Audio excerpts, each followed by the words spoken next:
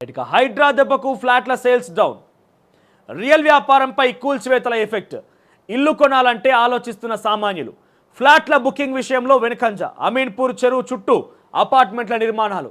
Book చేసుకున్న వాటిని రద్దు చేయమంటున్న ఖాతాదారులు. నగరంలోని పలు కొత్త ప్రాజెక్టుల్లోనూ ఇదే పరిస్థితి. ఇక ఇవన్నీ డీటెయిల్స్ కూడా సెకండ్ పేజీలో ఒకసారి చూద్దాం మనం. ఇది కారణానికి సంబంధించి మాట్లాడిన ఆటలు కావచ్చు, కేటీఆర్ కావచ్చు, ఇవన్నీ కూడా. ఇక హైడ్రా ఈ పేరు ఇప్పుడు తెలంగాణలోనే కాకుండా ఏపీలోనూ మారుమోగిపోతోంది. ఈ పేరు వింటేనే అక్రమార్కుల గుండెల్లో రైలు పరిగెడుతున్నాయి. జిహెచ్ఎంసీ పరిధిలోని చెరువులు, నాలలపైన అక్రమ నిర్మాణాలపై హైడ్రా ఉక్కుపాదం మోపుతున్న సంగతి తెలిసిందే. ఎఫ్టీఎల్ బఫర్ జోన్లోని నాలాలు, కుట్టలను ఆక్రమించి నిర్మించినటువంటి అక్రమ కట్టడాలను ఎక్కడికక్కడ నిలమట్టం చేస్తోంది. సో దీంతో హైడ్రా వల్ల మొత్తం కూడా ఆగమైపోతుంది. అటు ఇక హైడ్రాకి కొత్త పవర్స్ వచ్చినాయి. హైడ్రాకున్న పవర్స్ ఏంటంటే హైడ్రాకి పూర్తిగా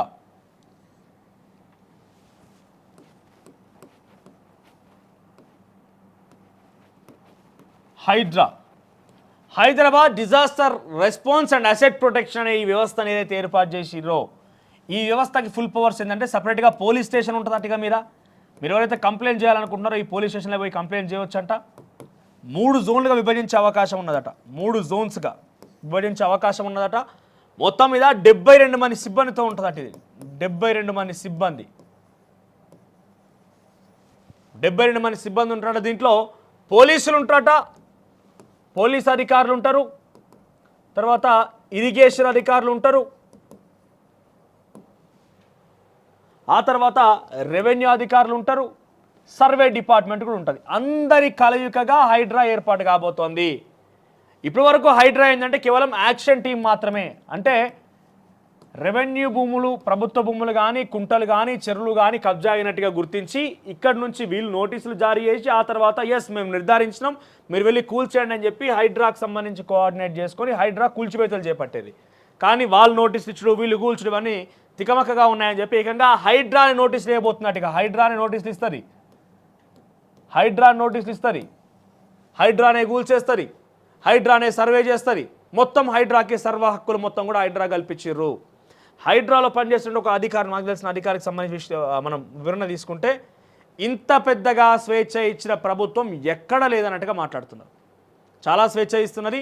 ఈ స్వేచ్ఛను వినియోగించుకొని అక్రమార్కులను అరికడతామని చెప్పని అంటున్నారు. ఫుల్ ఫ్రీడమ్ ఇస్తున్నదంట ప్రభుత్వం. ముఖ్యమంత్రి ఎక్కడ ఇన్వాల్వ్ అవుతున్నాడు, చాలా ఫుల్ ఫ్రీడమ్ ఉంది మాకు అన్నట్టుగా చెప్తున్నారు హైడ్రా అధికారులు. సో ఈ ఫ్రీడమ్ ఇప్పటికే వాళ్ళ కొంత సర్వేలు గిరివేలు అని చెప్పి అడ్డంకి చెప్తేనే హైడ్రా కొంత లిమిట్గా ముందుకెళ్తున్నది. కోర్టుకు పోవడం అనే అవకాశం ఉన్నది. ఒకవేళ కనుక హైడ్రా విజృంభించి పూర్తి స్థాయి ఆధారాలు అధికారులు దొరికితే ఇక చూడండి ఎట్లా ఉంటుంది హైడ్రా పరిస్థితి అనేది. ఇంకా విజృంభిస్తారు, అక్రమార్కులకు అంతు చిక్కకుండా పోతుంది కథ.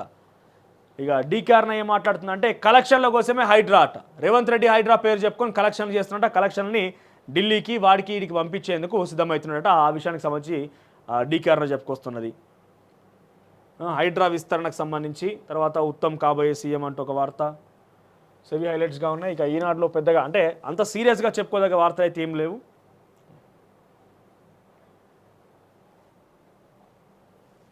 ఇక ఆంధ్రవతి విషయానికి వస్తే రైట్, హిమాయత్ సాగర్కు హైడ్రా బుల్డోజర్లు. ఎఫ్టీఎల్ బఫర్ జోన్పై 1-2 రోజుల్లో స్పష్టత. 2-3 రోజుల్లో నివేదిక రాబోతుందట. ఆ తర్వాత చర్యలు తీసుకోబోతున్నారట. ఇక సర్కారు ఆదేశాల మేరకు నీటిపారుదల శాఖ, వాటర్ బోర్డు సర్వే. 10 అక్రమ నిర్మాణాల గుర్తింపు, వాటిలో ఎమ్మెల్యే సహా ప్రముఖ అతిథుల గృహాలు. ఇక జన్వాడ ఫామ్ హౌస్పై ఆర్డీఓకు సర్వేయర్ల నివేదిక. ఫిర్యాదు వచ్చిన 48 గంటల్లోపే నేలమట్టం. రామ్నగర్లోని ఘటన చూసాం. ఆ తర్వాత తాజాగా తెలంగాణలో హిమాయత్ సాగర్ వైపుగా హైడ్రా ప్రయాణం చేస్తుందట. సో డీటెయిల్స్ చూస్తే కనుక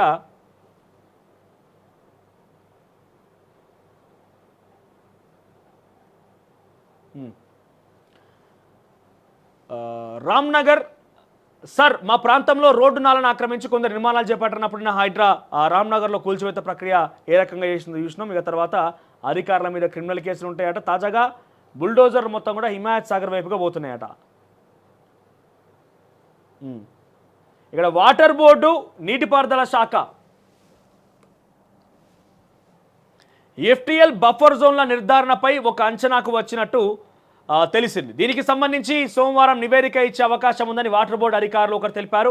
10 నిర్మాణాల వరకు FTL బఫర్ జోన్లో ఉన్నట్టు గుర్తించారని ప్రాథమికంగా సమాచారం. ఇందులో 6 భవనాలు కాగా మిగతావి ప్రహారీ గోడలు, తాత్కాలిక నిర్మాణాలుగా సమాచారం.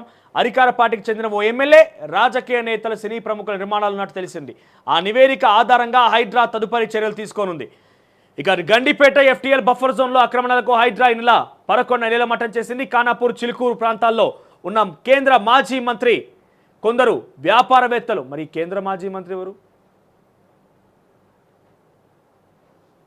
అధికార పార్టీ ఎమ్మెల్యేనంట, కేంద్ర మాజీ మంత్రి. ఇక్కడ మనం టిక్ చేసుకుందాం ఇది ఒకసారి.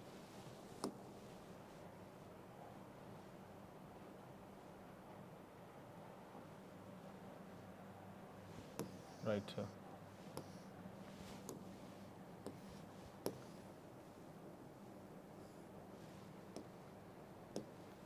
అధికార పార్టీకి చెందిన ఒక ఎమ్మెల్యే, సినీ ప్రముఖుల నిర్మాణాలు ఉన్నాయట. తర్వాత కేంద్ర మంత్రి అంట. గండిపేట FTL బఫర్ జోన్లో ఆక్రమణలకు హైడ్రా ఈ నెల 11 నీలమట్టం చేసింది. ఖానాపూర్, చిలుకూరు ప్రాంతాల్లో ఉన్న కేంద్ర మాజీ మంత్రి, కొందరు వ్యాపారవేత్తలు, రాజకీయ నేతల భవనాలను కూల్చివేసింది. అయితే FTL నోటిఫై కాలేదన్న కారణాలతో హిమాయత్ సాగర్లో ఆక్రమణలకు మాత్రం తొలగించలేదు. అధికార పార్టీ నేతల నిర్మాణాలు ఉందన్న అధికార పార్టీ నేతలట. ఎవరు? పొంగులేటిదును పట్నం మహేందర్ రెడ్డిది. నిర్మాణాలందునే చర్యలు తీసుకోలేదని విమర్శల నేపథ్యంలో సత్వర సర్వేకు సర్కార్ ఆదేశించిన సమాచారం. దీంతో పాత రికార్డులు, ఇతర వివరాలను పరిశీలించడంతో పాటు క్షేత్రస్థాయిలో పర్యటించిన వాటర్ బోర్డు, నీటిపారుదల శాఖ అధికారులు జలాశయం FTL బఫర్ జోన్ నిర్ధారణపై అంచనాకు వచ్చినట్టు తెలిసింది. అక్కడ నిర్మాణాల అధికార పార్టీకి చెందిన వారివి అయినా చర్యలు తీసుకోవాలని ముఖ్యమంత్రి హైడ్రాను ఆదేశించినట్టు తెలిసింది. ఈ నేపథ్యంలో వచ్చే వారం హిమాయత్ సాగర్లో ఆక్రమణలను తొలగింపు ఉంటుందని అధికారులు తెలిపారు. ఇక తెల్లాపూర్కి సంబంధించి ఏంటిది? ఇప్పటికే చూస్తున్నారు కదా, ఒక అధికార పార్టీకి సంబంధించిన ఎమ్మెల్యే, రాజకీయ నేతలు, ఆ తర్వాత ఒక కేంద్ర మాజీ మంత్రి, అధికార పార్టీకి సంబంధించిన నేతల యొక్క ఇండ్లను అక్కడ ఉన్నాయి కాబట్టి నోటిఫై చేయలేట ఇంకా చెరువు FTL ఎంత అనేదాన్ని. ఇక హైదరాబాద్ నగర శివార్లోని సంగారెడ్డి జిల్లా రామచంద్రాపురం మండలం తెల్లాపూర్లోనూ 3 చెరువులు కబ్జాకోరులు చిక్కుకున్నాయి. ఇక పలు నిర్మాణాల సంస్థలు తప్పుడు ధృవీకరణాలు, NOCలతో ఆ భూములను ఆక్రమించుకొని అధికారుల సహకారంతో చెరువులు FTL పరిధిలో దర్జాగా నిర్మాణాలు చేపట్టాయి. కాలువలు పూడ్చివేసి కాలువల దిశను తమకు అనుకూలంగా మార్చుకొని బాక్స్ కల్వర్ట్లను నిర్మించుకున్నాయి. దీంతో వరద కాలువలకు స్వేచ్ఛగా చెరువులోకి ప్రవహించే అవకాశం లేకుండా పోయింది. ఈ నేపథ్యంలో చెరువుల పరిరక్షణకు గ్రామంలోని పర్యావరణ ప్రేమికులు పలు ఉద్యమాలు చేశారు. అయినా అక్రమార్కుల అధికారులు పట్టించుకోకపోవడంతో నేషనల్ గ్రీన్ ట్రిబ్యునల్ సైతం ఆశ్రయించారు. చెరువులపై భాగంలో ఎటువంటి నిర్మాణాలకు అనుమతి ఇవ్వద్దంటూ NGTని ప్రభుత్వాన్ని ఆదేశించింది. ఇక దీంతో బిల్డర్ నిర్మాణాలు చేపట్టడానికి సాహసించలేరు. కానీ కొందరు FTL పరిధిలో నిర్మాణాలు చేపట్టారు. దీంతో NGT న్యాయమూర్తుల బృందం స్థానిక తహసీల్దార్, municipality commissioner, irrigation, HMDA, lake protection cell అధికారులతో కలిసి చెరువులను పరిశీలించింది. అక్కడ మేళ్ల చెరువు పైభాగంలో ఒక నిర్మాణ సంస్థ 32 అంతస్తుల భవనాన్ని చూసి ఒక న్యాయమూర్తి ఆగ్రహం వ్యక్తం చేశారు. చెరువులో ఇంత పెద్ద భవనం కంటికి కనిపించడం లేదా అని మండిపడ్డారు కూడా. వెంటనే దాన్ని కూల్చివేయాలని ఆదేశించిన ఆయన అధికారులు స్పందించలేదు. తెల్లాపూర్, సంగారెడ్డి జిల్లా కేటీఆర్ ఫామ్ హౌస్పై నివేదిక సిద్ధం. RDOకు అందించిన సర్వేయర్లు. బీఆర్ఎస్ కార్యనిర్వాహక అధ్యక్షుడికి సంబంధించి ఆ FTL పరిధిలో ఉందా లేదా, నాలాకు సంబంధించి, ఫిరంగి నాలాకు సంబంధించి ఆ FTLలో ఉందా, ఇవన్నీ ఫైనల్ సర్వేని చేసి RDOకు అందించారట. 1-2 రోజుల్లో చెప్తున్నారు. కానీ ఇవాళ రేపట్ల కథం అది అక్కడ కట్ చేసే అవకాశం, చెక్ పెట్టే అవకాశం ఎక్కువగా ఉన్నది. ఇక ఇది ఆంధ్రజ్యోతిలో మెయిన్గా ఉన్నాయి. పెద్దగా విశ్లేషించదగ్గ వార్త అయితే ఏం లేవు. సో రైట్, ఇక ఇది ఇక వెలుగు విషయానికి వస్తే, సో ఇప్పటికే మనం మాట్లాడుకున్నాం హైడ్రాకి పూర్తి స్థాయి బాధ్యత అనే విషయం పైన. బండి సంజయ్ ఆగ్రహం అయిండు కాంగ్రెస్ పార్టీ మీద.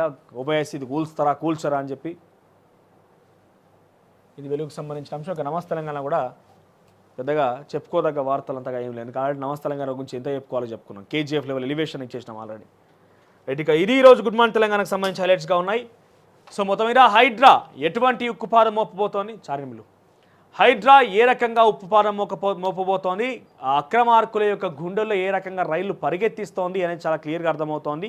ఇప్పటికే రెవెన్యూ, ఇరిగేషన్ అధికారులు పూర్తి స్థాయిలో నోటీసులు జారీ చేసి ఆ తర్వాత హైడ్రాకి ఇచ్చి హైడ్రా చేత కూల్చివేత ప్రక్రియ కొనసాగిస్తున్నారు. కానీ తాజాగా హైడ్రాకే పూర్తి స్థాయి బాధ్యతలు కట్టబెడితే ఎటువంటి ప్రక్రియ ఉండబోతోంది, ఎటువంటి విషయాల్లో చూడబోతున్నాం. ఎటువంటి పవర్స్ని హైడ్రా వినియోగించి తన ఫ్రీడమ్ని వినియోగించుకోబోతుంది మాత్రం చూడాల్సిన అవసరం అయితే ఉంది. సో మరోవైపు కేసీఆర్ కూడా రంగంలోకి దిగబోతున్నారట. కేసీఆర్ కార్నర్ మీటింగులు, సభలు, సమావేశాలతో బరిలో దిగబోతున్నారట. ఇవన్నీ అంశాలు కూడా చూస్తున్నాం. సో ఇంకొక ఇంట్రెస్టింగ్ విషయం ఏంటంటే మనకు హైదరాబాద్లో ఉన్న ఐఏఎస్ అధికారులకు సంబంధించి హైదరాబాద్ కలెక్టర్ అభిషేక దురిశెట్టి అనే పేరుతో ఉంది. ఆయన కావచ్చు, అమరాపల్లి కావచ్చు, అందరూ అధికారులు ఉన్నారు. కాబట్టి ఈ అధికారులు అందరూ ఉండగానే ఒక ఐపీఎస్ అధికారికి హైడ్రాగా సంబంధించి బాధ్యతలు చేపట్టి ఆయనను పూర్తి స్థాయిలో ప్రభుత్వం పూర్తి స్వేచ్ఛ ఇచ్చి ముందుకు తీసుకెళ్తోంది. గతంలోనే మా అందరికి కనుక అధికారులు ఇచ్చి ఉంటే ఈ పరిస్థితి వచ్చేగానంటగా ఐఏఎస్లు ఫీల్ అవుతున్నారంట. రంగనాథ్కి ఈ పూర్తి స్థాయి బాధ్యతలు ఇవ్వడంతో ఐఏఎస్ ఫీల్ అవుతున్నారంట. చూద్దాం మరి ఏం జరగబోతుంది అనేది. అసలైన తొలి వెలుగు. ఫాలో వాట్సాప్ @తొలి వెలుగు official.